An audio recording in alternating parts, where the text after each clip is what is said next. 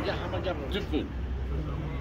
فرزند اصلی بعد از خدا آدم. با شرفترین مخلوق دنیا آدم. بزرگترین آدم. این مخلوق هم نه، بزرگترین. شبکه از اوگل میمانم. بیاد آبی کرد.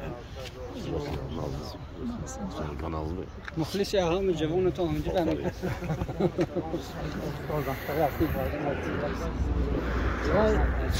مخلص اهم کلان شما. وای همون مخلصی زور شما تاثیر شما گذاشته گیر.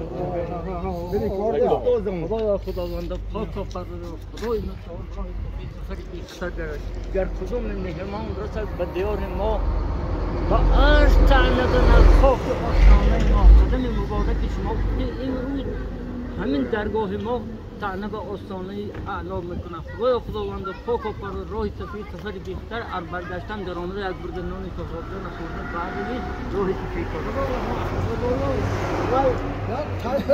خدا خواهد ما ولی برنامه های اما دو دیر مرحله خدا خواهد